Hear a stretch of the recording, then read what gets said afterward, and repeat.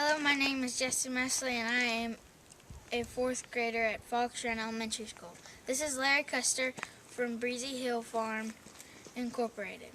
Thank you for letting us interview you today to find out more about your career as a farmer. How do you keep the bugs from eating your plants? Well, most of the plants that I raise, you don't have a problem with that. But if you raise alfalfa and certain kind of grasses, bugs are pretty bad. So there's something called insecticide that you have to get through a co-op. Unless you're doing vegetables, you don't have a whole lot of problem with that.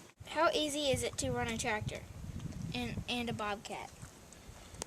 Well, it takes time, takes experience. I started when I was your age, so it just kind of comes automatic. Why don't tractors go fast? They're heavy, they're big, and they're dangerous.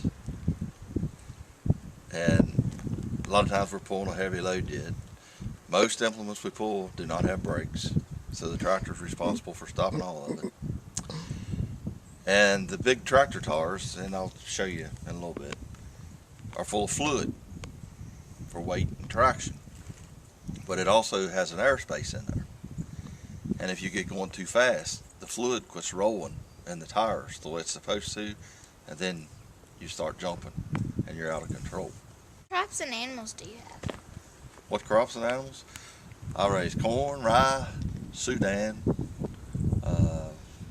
most all kind of grasses for hay. Did I say corn? I did say corn, didn't I? Stock cattle and chickens. How is having a good character important in your job? Well, you have to, you kind of have to try to set an example for the people around you. For example, the guy that moved in and bought the farm are city folks. So you kind of just have to keep things in perspective, and of course you don't pollute the water, you know, and you just try to keep people a little bit looking up to you instead of, well, he's just an old dirty farmer, you know. How do you use reading in your job? It's more important every year because the records that you have to keep now, not so much on cattle yet, but it's going to be more, because one of these days every cow is going to have a ear tag button in its ear with an electronic number. It's going to have to be recorded. They track that calf from birth till the day it's slaughtered or whatever. All the poultry litter that comes out of those buildings has to be kept track of. I've got a notebook that thick with rules and regulations that you have to read. And then you have to go before the state and get a state permit. Or the integrator, which in this case is Georgia's. If you don't have that, they're not allowed to deliver little peepees, birds to your farm. So you have to read it's a necessity. How do you use math in your job? You have to keep track of all the tonnage. I have to keep track of the tonnage that comes out of my fields. So the natural resources that come around and check me, that guy comes to check me, I have to put together how many tons I get off of the field. And then he can tell me how many tons of litter, or fertilizer, or lime, or whatever I can put back on the field. So, and plus, there's a thing you'll learn one day called taxes.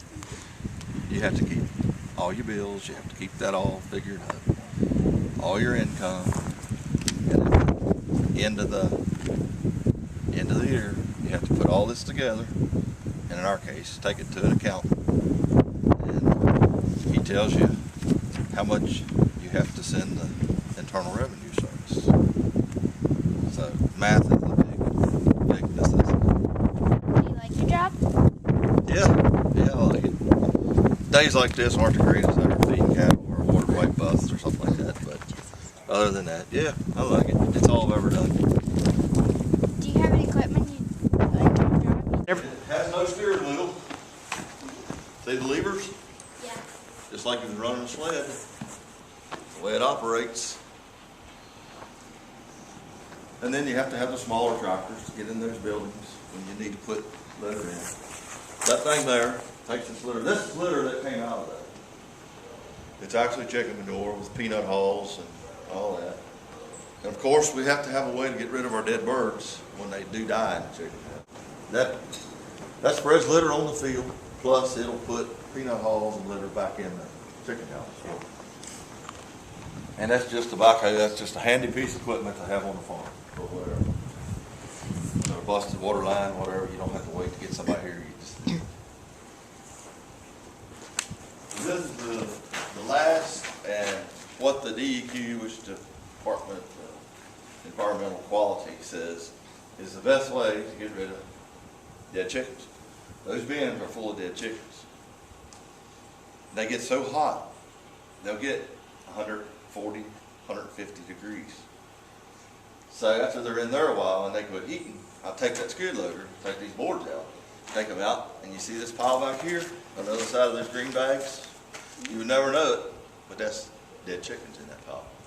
So then they allow us to take them out and spread them in the field for fertilizer. So kill two birds with one stone. And can you tell us, Mr. Custer, why fields need fertilizer? Well, without fertilizer, you keep taking off the ground and not putting anything back. It'll just turn brown. It'll just dry up. In the spring it'll rain. It'll green up a little bit. But the grass, this field here in particular right now is rye that I sowed in the fall. And it'll stay like that till spring when it gets warm, and then it'll come. And when it does, it'll take all the nutrients, all the food out of the ground. So we have to put it back in. And that's where your math and your reading and all that comes back into play, because they give you this paper. You'll get it back when they take all this and run it through. And then you got to figure out how much you need to put back on there to replace what you took out. And which, because it's nitrogen, it's phosphorus and potash. It's all different. It's not just one kind of food goes in that. It needs all different kinds of food. Just like you, when you sit down to eat, you don't want to just eat potatoes. You want some beans too, don't you? Yeah, well, it's the same. My routine is I get up in the morning, I come down here in that white truck with no paint, sits right there. I start it warming up. I get in, I drive down there, and I check those two chicken houses on the way to the store. I have computers in there. I wish I could show them to you, but we can't. It's okay. And so you check the computer screens, make sure everything's okay. So then I go around that turn and I look at the snow on the ground about this deep. Here's a cow and two little black spots. She had two calves there in the snow. Oh. So I run over quick and look, and they're still alive. I call Lena, I said, get your Carhartts on, we got something to do. So we take that thing, and she was so proud we just got it. Took that thing over and threw them two baby calves up in the back of it. And the nice thing about that, you can put them in there, and the mother will walk along because she can smell them and stay with them. And got them in the barn. Well, I didn't think the little heifer was going to make it. So that was Lena's project. I said, you take care of this one. And she saved it, but that thing's got a heater in it. She got it in on the floor. She rubbed it with a towel, dried it off, got it hot. And they both made it. But that's what that's for. I mean, it's just so quick and handy. It's four-wheel drive, got a dump bed. But see those things going stacked up, those white balls or white bales? That's hay. That comes off of the field like that. Part of that came off there. It's rye and Sudan. You don't let it dry. You just let it wilt good and wrap it. That stuff, it's wet in there. It really smells good. So that's where the rye and the Sudan is, and those things. That's the corn silage in that bag, in that tube. That you just feed in hay racks. That's what those feeders are for. Well, here you get an idea of the size of these tractors.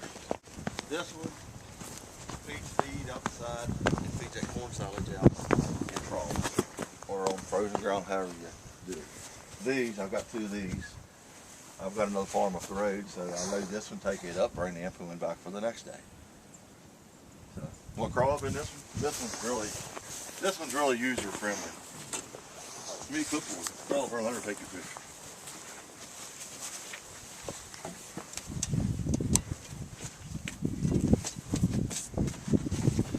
It's way bigger than